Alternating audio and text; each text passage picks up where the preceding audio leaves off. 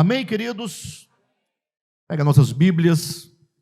Estamos dentro de uma série de mensagens intitulada O Cristo Caminho. Na semana passada começamos a falar sobre a tentação de Cristo no deserto.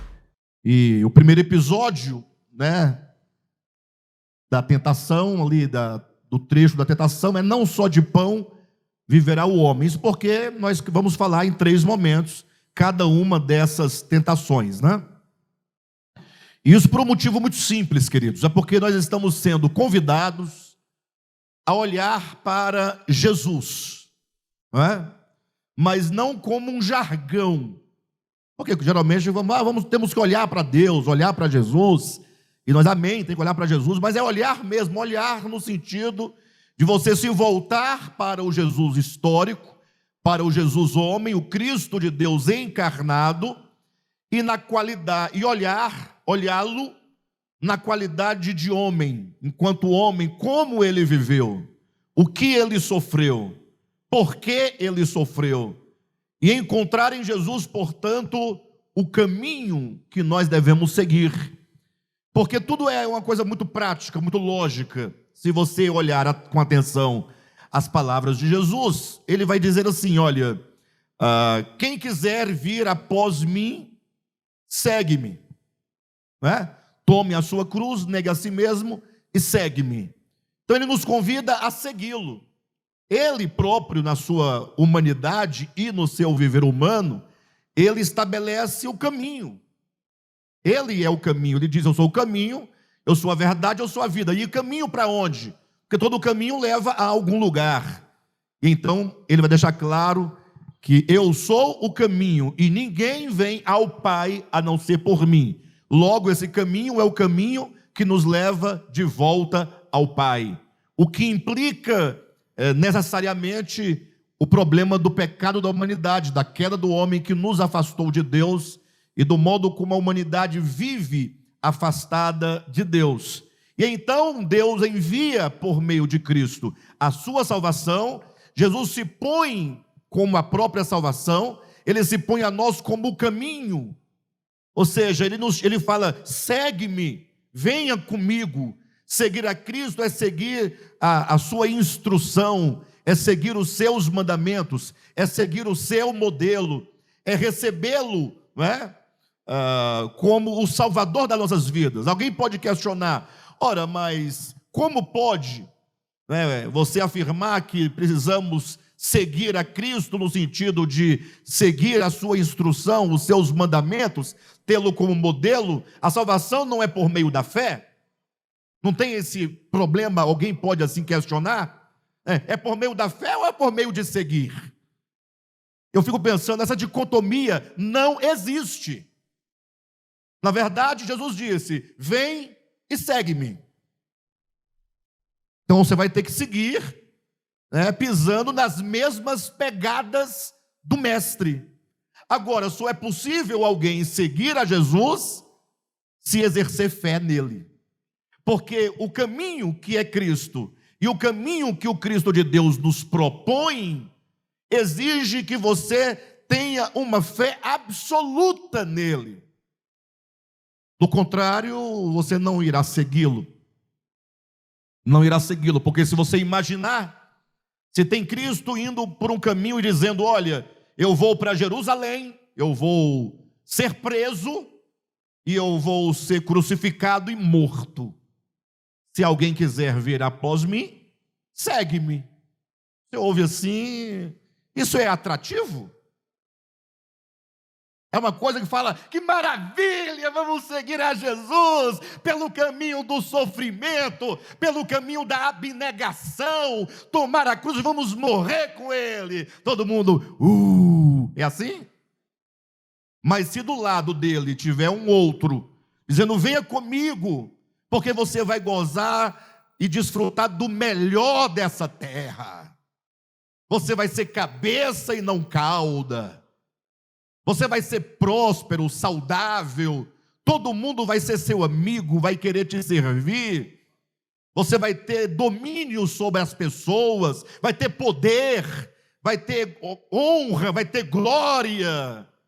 Aí você ouve e você fala o quê? Não gosto. Eu não gosto. É assim que você fala?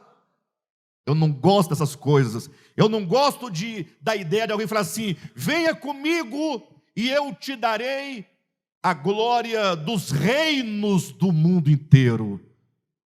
Puxa, é tudo que nós mais queremos? Sim ou não? É tudo que nós mais queremos. Então, na verdade, vem um Cristo de Deus e ele diz: olha, para você me seguir, você terá que crer em mim. Crer no sentido da fé verdadeira, da fé absoluta.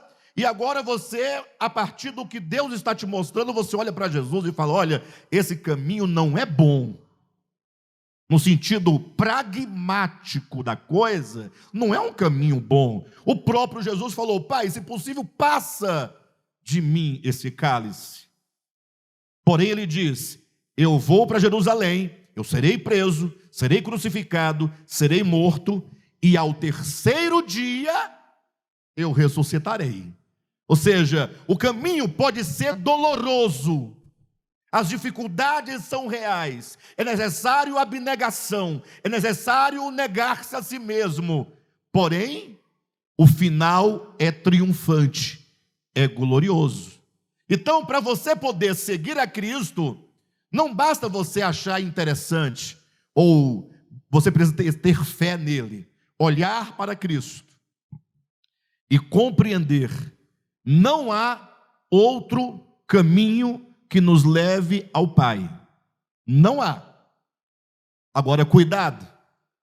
Quando nós afirmamos isso, porque Jesus afirma isso, Pedro, em Atos 4, versículo 12, afirma isso, que não há outro caminho, outro meio de voltar ao Pai, senão o nome de Jesus.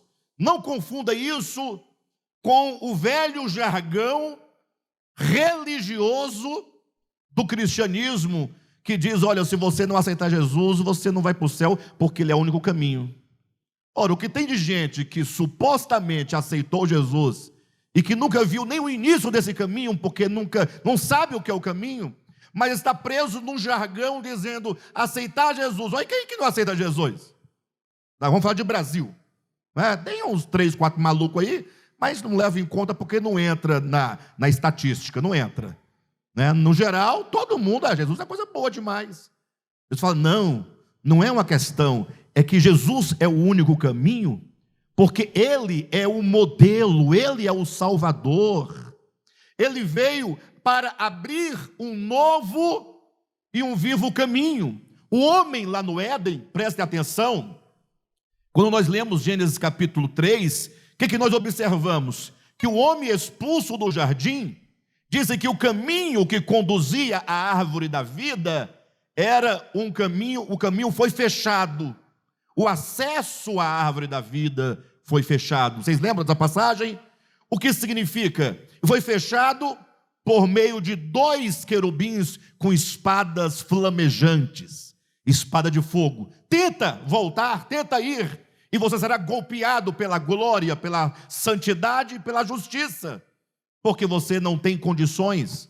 Aí Cristo vem e fala: eu vim para abrir um novo e um vivo caminho. E agora existe um caminho novo que está aberto. E que caminho é esse?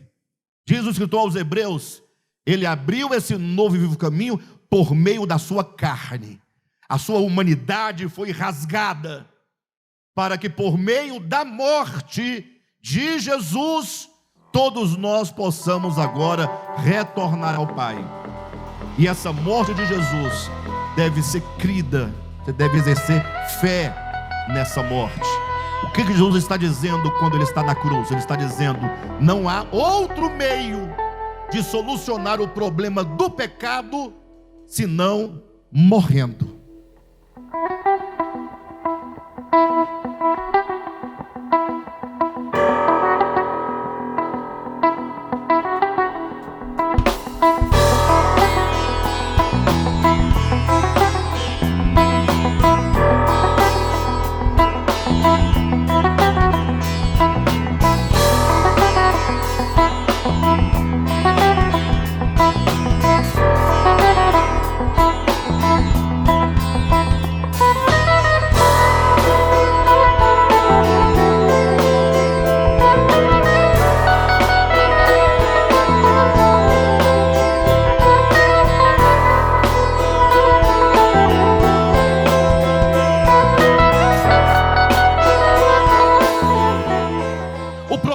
da salvação, o problema do pecado, o problema não está em Deus.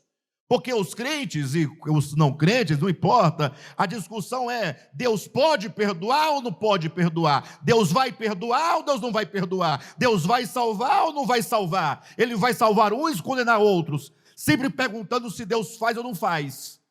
E Deus está com suas mãos estendidas, e sempre suas mãos esteve estendidas para salvar. Nunca Deus encolheu as suas mãos. Deus nunca encolhe as suas mãos, porque Deus é misericórdia, Ele é graça. E a Escritura declara que a graça de Deus, que a misericórdia de Deus dura até o início da grande tribulação. Porque depois disso o pau vai quebrar. Quem já ouviu isso? Já ouviu? Mas a Bíblia falou o quê? As misericórdias do Senhor duram para sempre, sempre com as mãos estendidas. Então o problema não está em Deus. Ele já nos deu tudo o que nós precisamos. Ele já mostrou o modelo. Cristo já morreu pelos nossos pecados, no sentido de abrir para nós, em razão dos nossos pecados. Ele sofre em razão dos nossos pecados. Não fossem nossos pecados, Ele nem precisaria ter vindo. Não fossem os nossos pecados, Ele santo, impoluto, seria intocável por qualquer homem, sim ou não? Mas por causa dos nossos pecados, sabendo Ele que a única maneira de fazer o homem retornar a Deus é abrindo esse novo caminho na consciência humana, Ele se veste do homem e agora na humanidade Ele vai vivendo como homem. Ele entra na casa do valente, para usar a metáfora que Jesus fala, ou seja, ele entra num mundo onde jaz o maligno, ele entra num mundo de trevas, num mundo de pecado. E o que acontece quando um homem santo, puro e sem pecado entra no meio de um mundo de pecado? O mundo de pecado vai amá-lo ou vai odiá-lo? O mundo de pecado vai odiá-lo. A santidade de Cristo, o amor de Cristo, a graça de Cristo, a misericórdia de Cristo ofendiam profundamente o espírito dos pecadores e religiosos do seu tempo, que a cada minuto estava ali procurando um meio de matá-lo, até que por fim o mataram em razão dos nossos pecados. Mas ele abriu esse caminho. Você tem que olhar para Cristo e entender: não existe outro meio, não tem outro recurso, não tem outro nome, senão Jesus Cristo.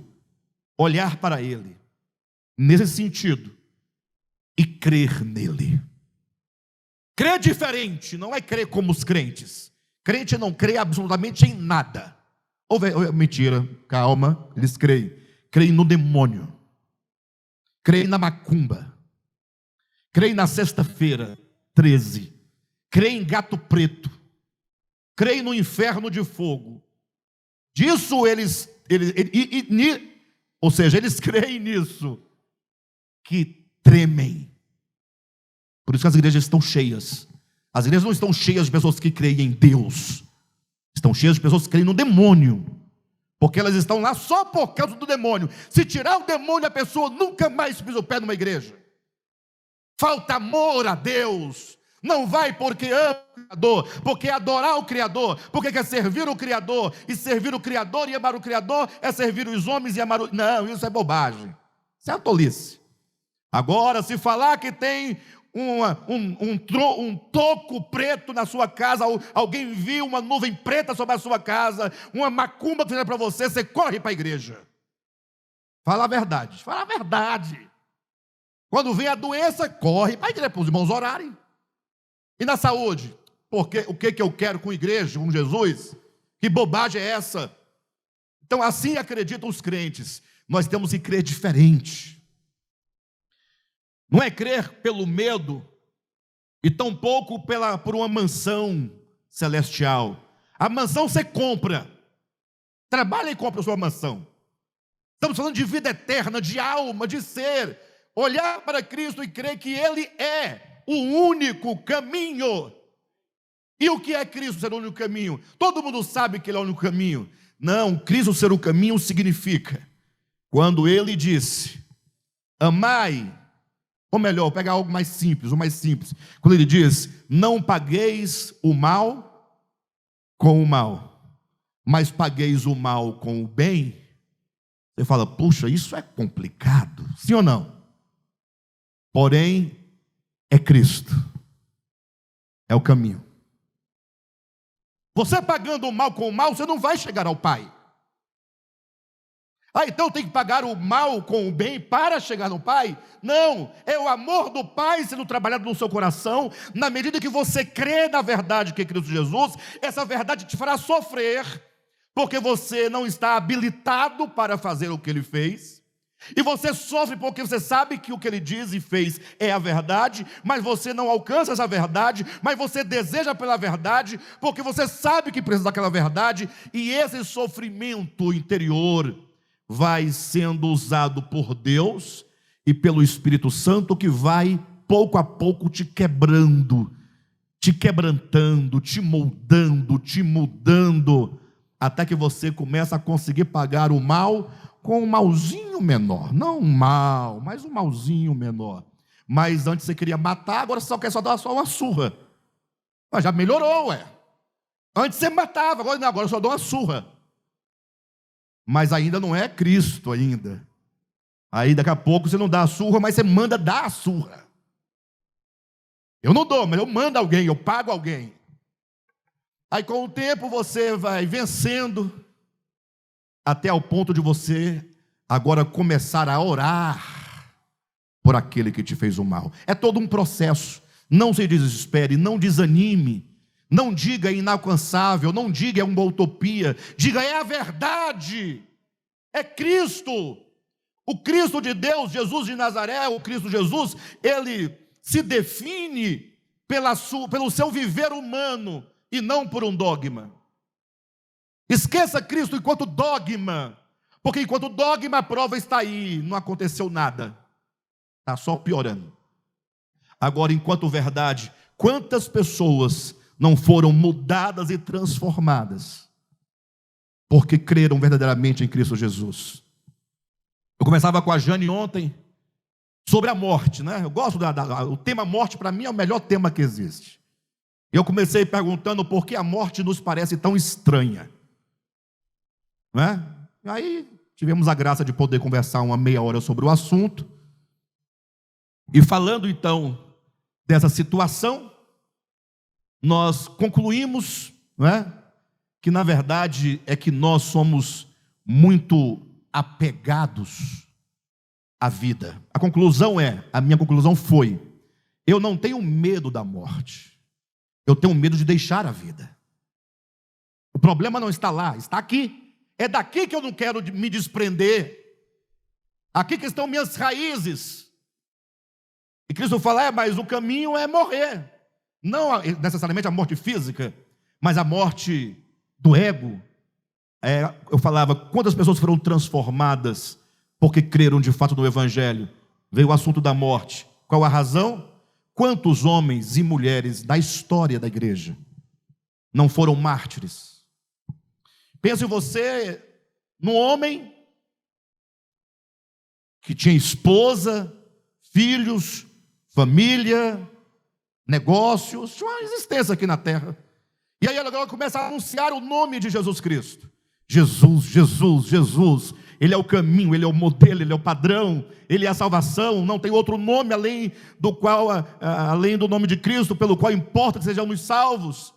E alguém agora quer calá-lo, fala, você não pode pregar. E não somente não pode anunciar esse nome, mas você agora está sendo obrigado a renunciar esse nome, a negar esse nome, a dizer para todo mundo que foi um mero engano seu, e que você abre mão desse nome, de viver por esse nome, e se você não assim o fizer, você será queimado numa fogueira vivo. Lógico, podia ser morto, mas queimado numa fogueira.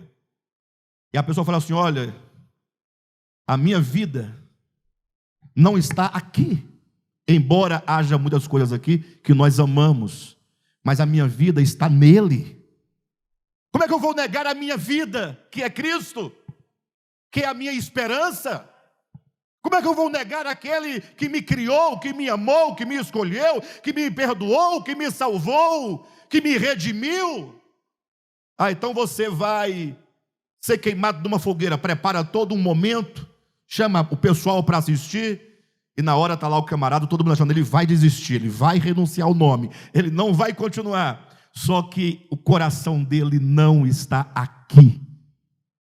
De fato, esse camarada tem uma vida transformada. De fato, ele conheceu a Cristo. Por isso que agora o morrer é lucro. E aí ele vai em direção à fogueira, ele vai cantando, ele vai proclamando o nome do Senhor, sem medo. Vai doer? Vai, dói. Fogo dói quando queima a gente.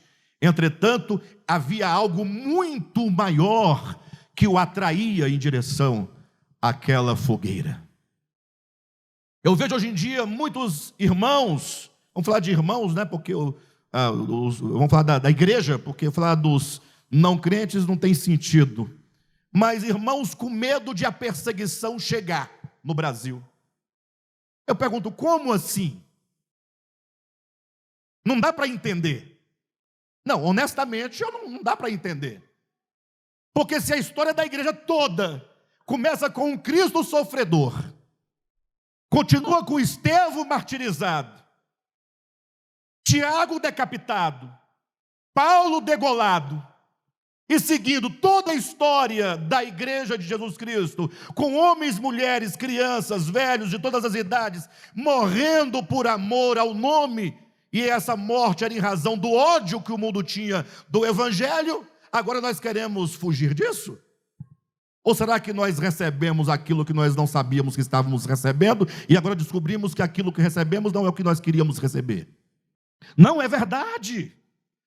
Porque o comunismo está chegando. Gente, que chegue o demônio, o Satanás, a fogueira, chegue o que quiser, nós vamos proclamar o nome de Jesus até o fim.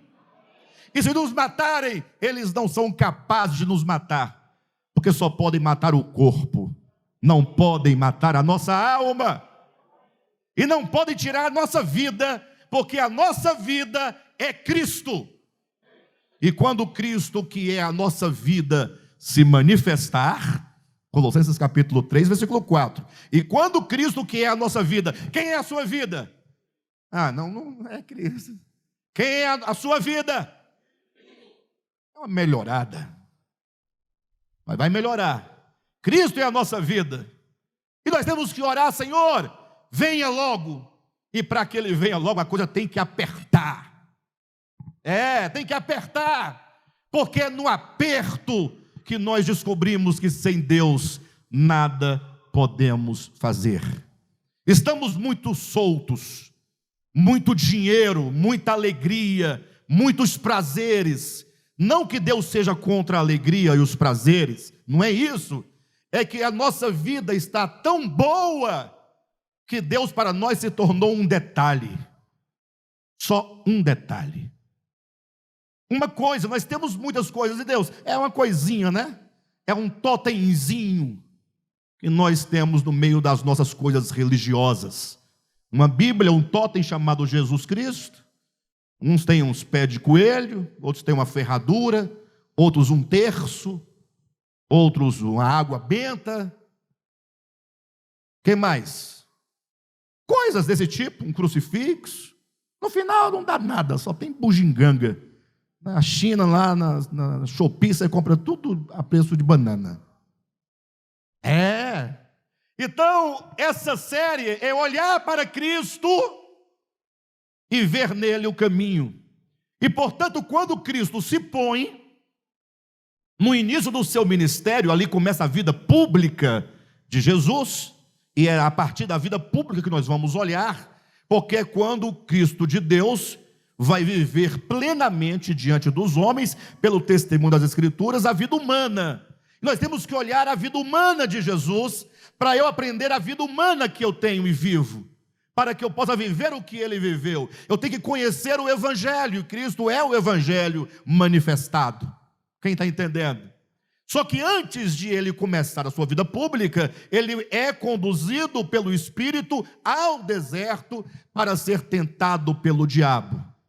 E ali então, poucos entenderam que quando Jesus está no deserto, ali é uma repetição do que já havia acontecido há 4.000 anos no Éden, quando estava lá o homem sendo tentado pelo diabo.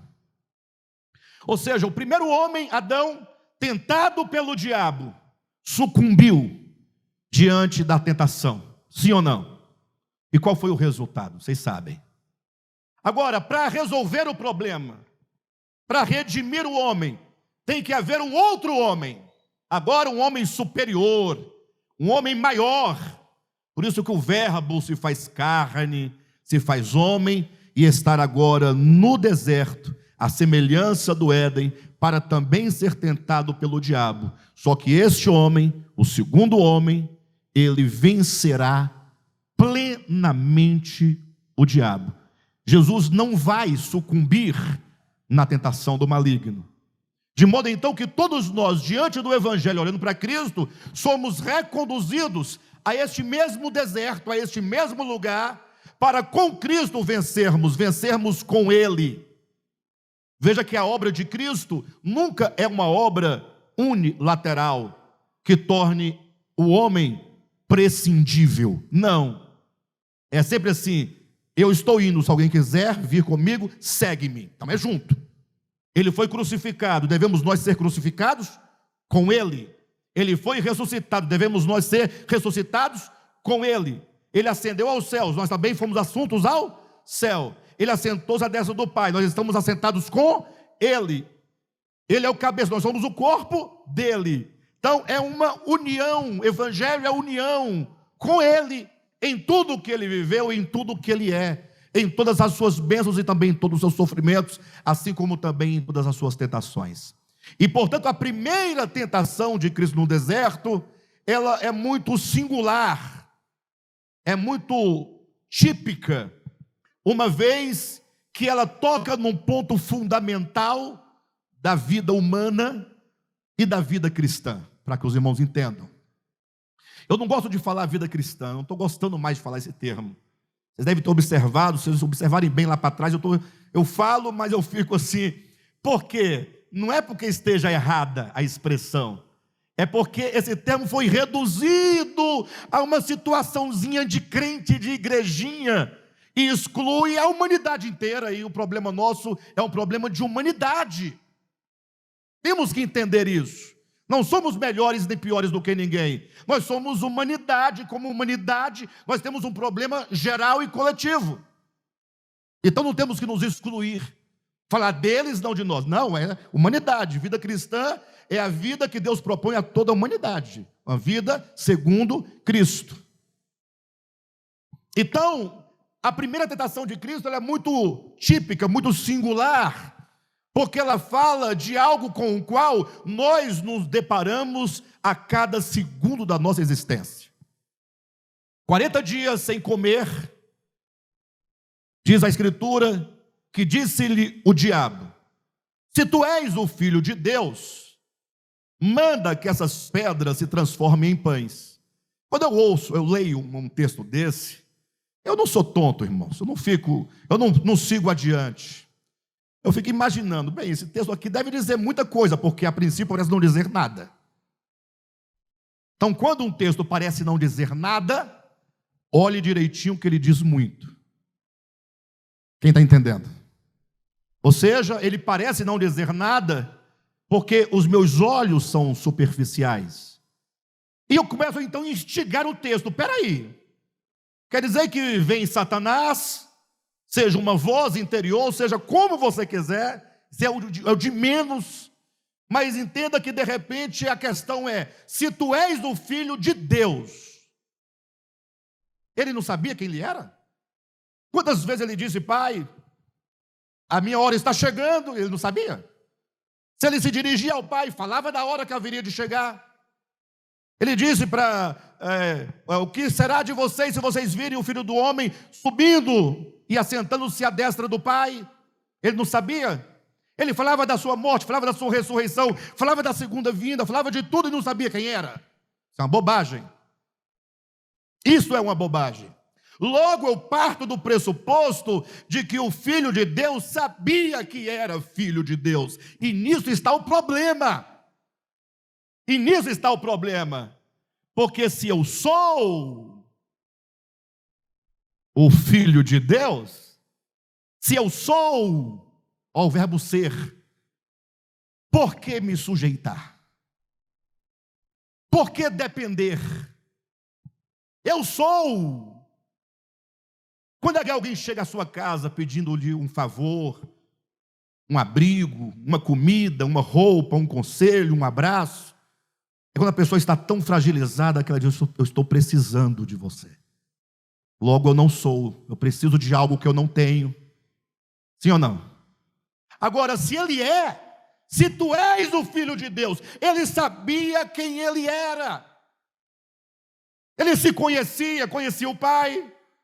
João capítulo 13, né?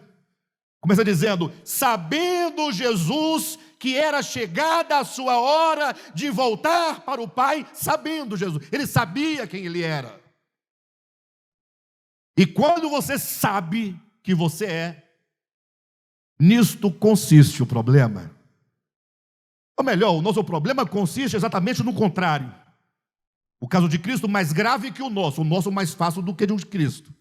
Porque nós não somos, pronto. Só que nós pensamos que somos. E esse é o nosso problema. Nisto consiste o nosso problema. Nós não somos, mas julgamos ser.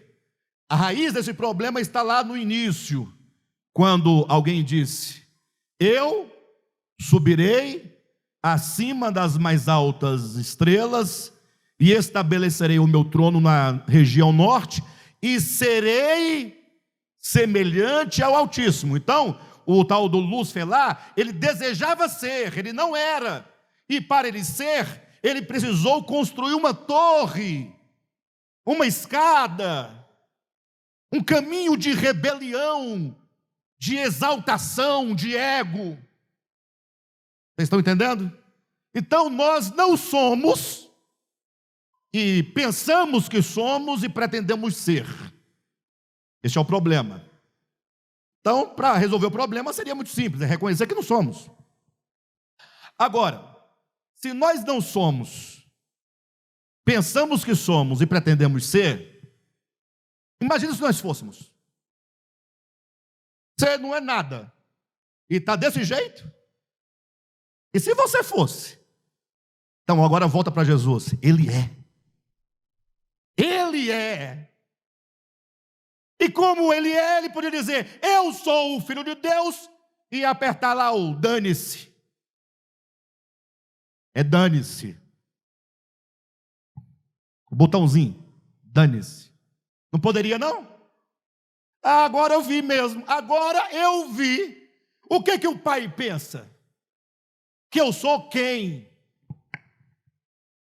Ah, você é o Filho. É, mas eu tenho a natureza divina. Eu tenho a vida em mim mesmo, eu tenho a imortalidade, eu tenho a eternidade. Ele está lá no bem bom, lá no troninho dele, na sombra, cheio de anjinho em volta dele, dizendo glória, glória, e eu estou aqui nesse deserto, com fome. E se eu sou o Filho de Deus, portanto, eu posso prover para mim o que eu preciso, o que eu quero, a hora que eu quiser.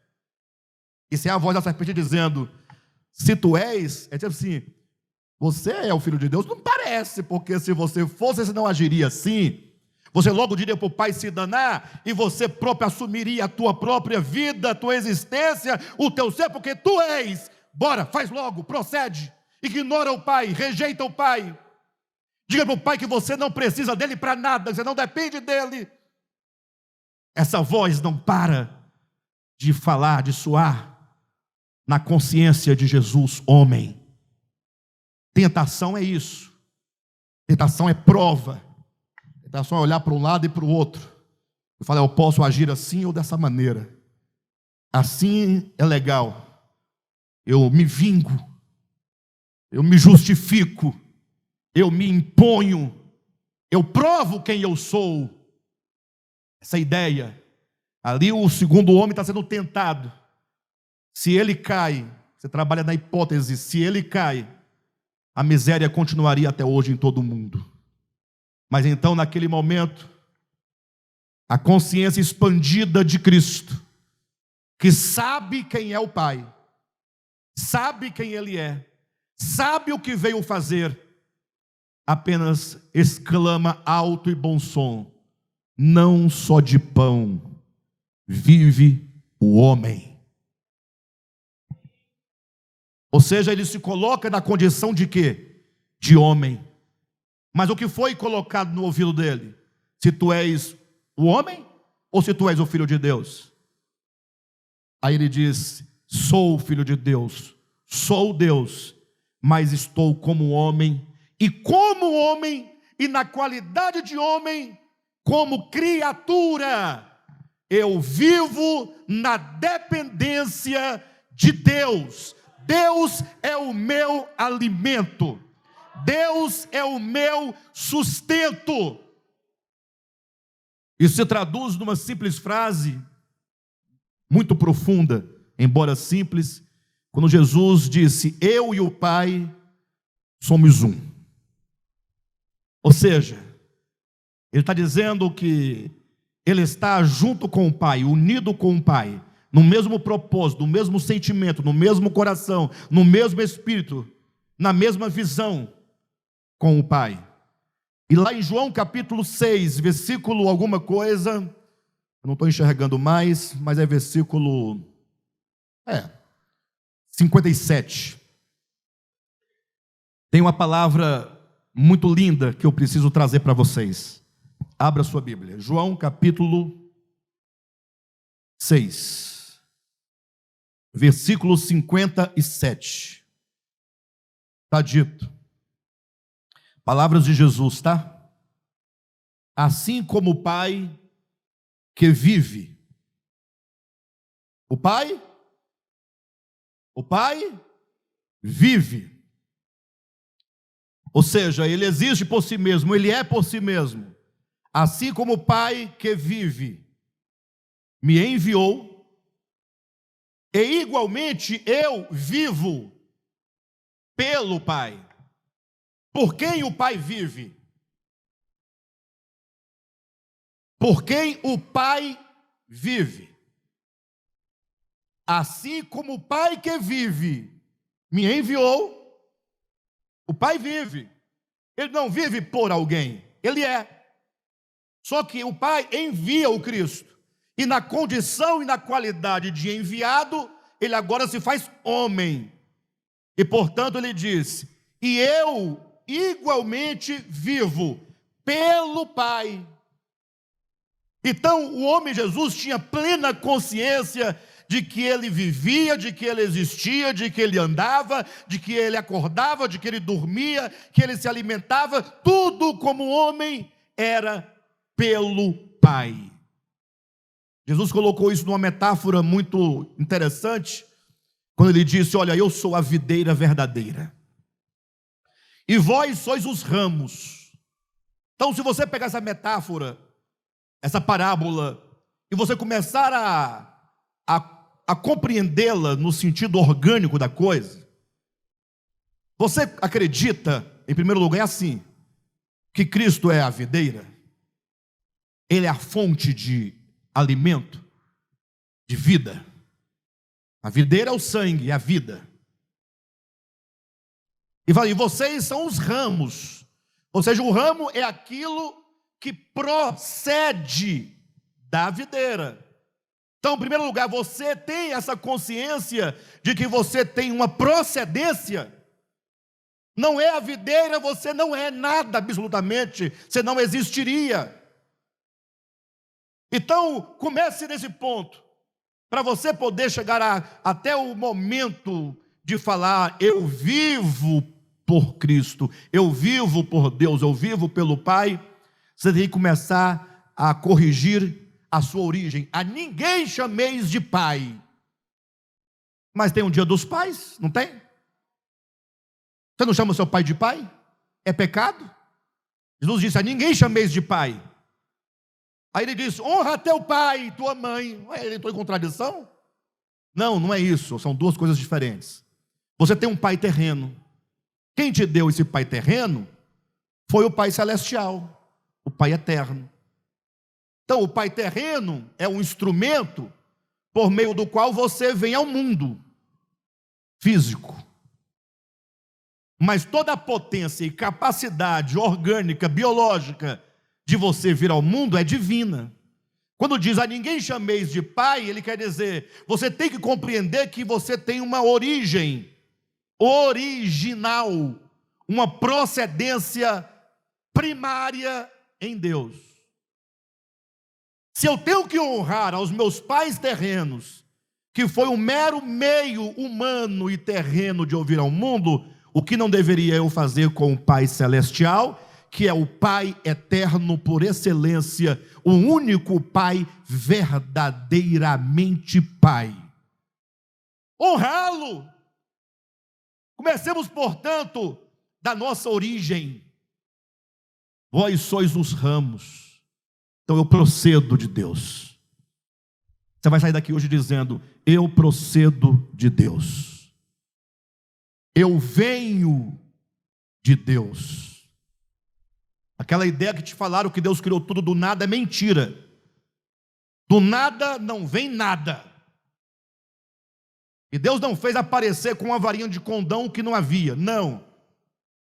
Tudo procede dele. A origem de tudo é ele. Ele é a causa primária, ele é o elemento criador e gerador de todas as coisas. Porque tudo foi feito por meio é instrumentalidade. E sem ele, conteúdo, essência, nada do que foi feito se fez. Procedo dele. Eu procedo de Deus. Se você ganhou essa visão, segue para o próximo passo. Bem, se eu sou um ramo da videira, porque da videira procedo, eu agora só posso me sustentar nele. Não tem como o ramo sair da videira, se for cortado, sobreviver. Eu só me sustento nele. E dele, de Cristo ou da videira, procede a seiva que me alimenta, que me nutre e que me faz produzir frutos. Logo, sem Cristo, nada podemos fazer. Não só de pão vive o homem, não só de trabalho vive o homem, não só de academia vive o homem, não só de entretenimento vive o homem, não só de lazer vive o homem, não só de dinheiro vive o homem, sobretudo, vive da palavra que procede da boca de Deus. Se nós ganharmos a visão de Cristo nessa sua primeira tentação, nós seremos livres da ganância, nós seremos livres da ansiedade, não enquanto doença, porque temos que discernir o que é ansiedade, não é? Tem pessoas que estão ansiosas. Tem um cantor agora recente que deu uma parada na sua carreira por ansiedade. Mas ansiedade de quê? Você pergunta. Porque dinheiro ele não falta para ele. Tem jato, tem helicóptero, tem tudo. Família, tem saúde, tem fãs. É uma ansiedade que ele não vê causa. Esse ele vai ter que tratar. Vai ter que ter bons profissionais para cuidar dele, né? Eventualmente. Mas eu falo daquela ansiedade que você próprio estabelece, no sentido de que você considera que se você não fizer, se você não realizar, Deus não vai cuidar de você. Na verdade, é uma ansiedade que é o produto da falta de confiança em Deus. Jesus disse: não andeis ansiosos por coisa alguma, Olhai para os lírios do campo, vede, nem Salomão se vestiu como se vestem os lírios do campo. Olhai os pássaros, não trabalham, não plantam, não colhem, e o Pai Celestial dá a eles todos os dias o alimento. Deus veste o lírio, Deus alimenta os pássaros. Ele não vai te alimentar e não vai te vestir? Só que nós somos tardios em entender que é Deus quem cuida de nós. E quando você se levanta de manhã, que você vai ao trabalho, que você usa a sua energia, a sua inteligência, a sua capacidade, os seus talentos, e você então ganha dinheiro, e você volta para casa, vai ao mercado, faz as compras, supre a sua despesa na sua casa, sua esposa prepara o alimento e coloca na mesa, você se esquece que todo esse processo vem dele. Porque para se levantar, para ir ao trabalho, buscar o dinheiro, você precisa dele. Sem mim nada podeis fazer. E nós ignoramos isso, colocamos Deus em segundo plano e dizemos: o meu braço forte produziu isto. Porque você não depende de Deus, depende de você. Mas depender de Deus e não depender de você não significa que você vai ficar dormindo e não dependo dele. O pão vai vir, a vestimenta vai vir. Aí Jesus vai falar: vai ter com a formiga, ó preguiçoso. Então o que é depender?